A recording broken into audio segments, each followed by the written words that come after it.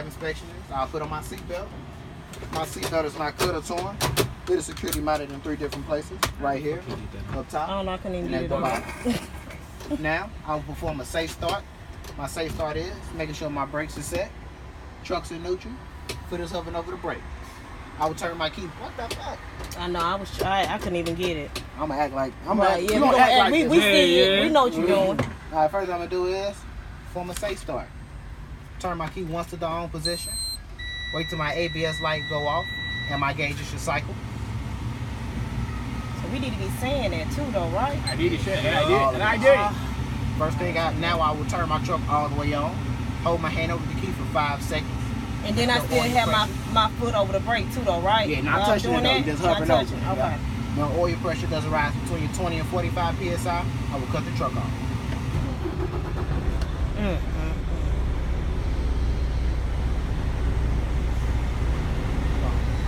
Now, my water temperature should be between 170 and 210. My voltmeter up top, I will check it with the negative and plus sign.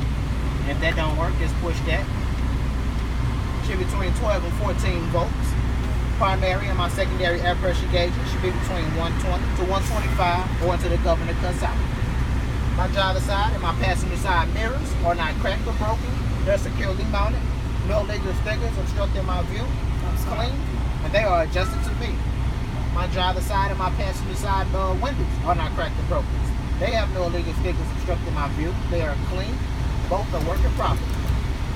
Both sides of my windshield, they are not cracked or broken. They're securely mounted. No illegal stickers obstructing my view. It's clean. The seal in the middle is not cut to any dry rotted, not leaking. My windshield wipers have the proper tension. Working properly. Wash floor should also be working properly. Now I'm going to check my heater. Like I threw it on.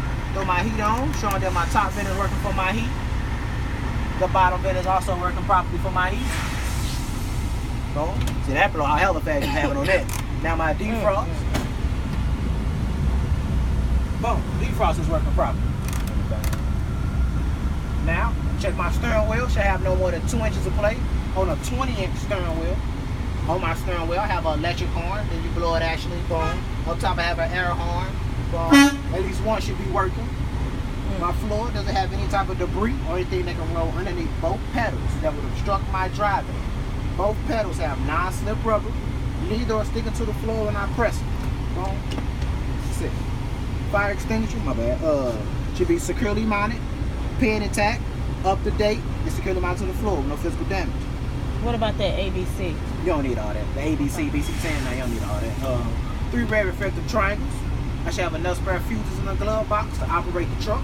Okay, so I should say you have enough fuses to operate my truck. You ain't gotta say how many. Okay. Just say I have enough. Some require 10 or more, so you'll never know how many you might need. To saturate my vehicle, right? Yeah. To make sure your vehicle operates properly. Yeah. Now, inside indicators. My left turn signal is working. My right turn signal is working. My 4-way flashes are working on the inside. Throwing my headlights. My high beams on my dash should also be working. Now, I will ask the instructor, can they get out and check my outside lights? And they're going to go out, you know, you throw everything on again, boom, high beams, pop, all of that, boom. Now them go to the back. Can you go to the back for me, please? Boom. Throw on your reverse, you know, all that. All right. Okay. As soon as they get back in, you're going to say, okay, I'll make sure my air pressure be between 120 to 125. Okay. My wheel should be chopped. Now I will cut my engine off, but keep my key to the on position for my air brake check. Go over after that. Perform your air brake check. It makes sense. Yeah. And then the air brake check, I don't think I can do it for real because this truck, I don't think it's all the way covered. Okay, up. that's good.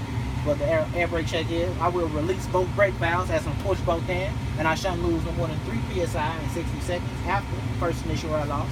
Instructor, can you count for me, please? Boom. If you notice, I just said my steps first, and then I act like I pushed it in after I asked them to count for me.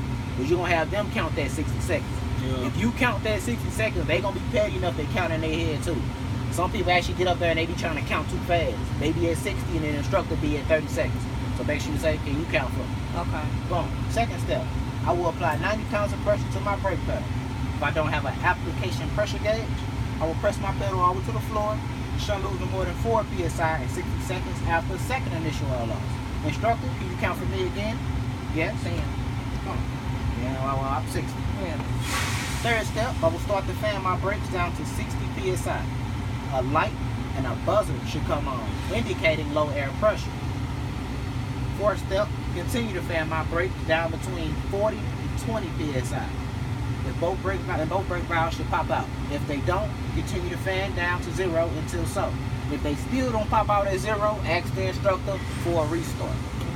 Alright? After that, boom, you're gonna perform another safe start.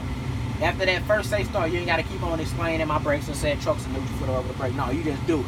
You just look at everything, touch this, and make sure your foot is over and over. Then you just turn the key once. You ain't never had to explain to them I went to my ABS like the car. Because you already said it once. Okay. So boom, do it. Build your air pressure back up, 125. Then most likely your truck would have probably rolled forward on the chalk. Yeah. So you probably got to roll back. But make sure you ask them, is it okay if I get out to go unchalk my wheels? Or take my, leave the key on or take the key with me.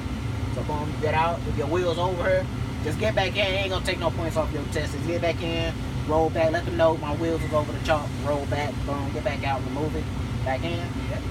Another safe start probably, seatbelt. Remember that seatbelt. Okay. Then you start your pull test.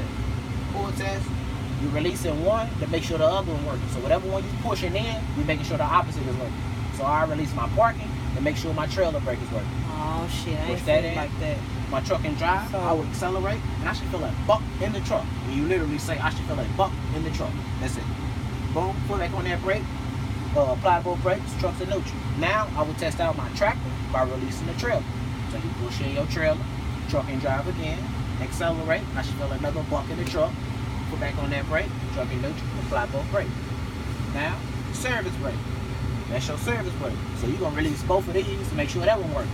So release that phone, truck and drive, hands underneath the steering wheel not touching, roll forward 15 feet, going 5 miles per hour. I will press firmly to my brake. The steering wheel was to move 2 inches to the left or the right. That will indicate for a problem. Bad brakes, bad suspension, no pressure in my tires, and uneven cargo. That concludes my brake test and my cruise. Okay, let me ask you something.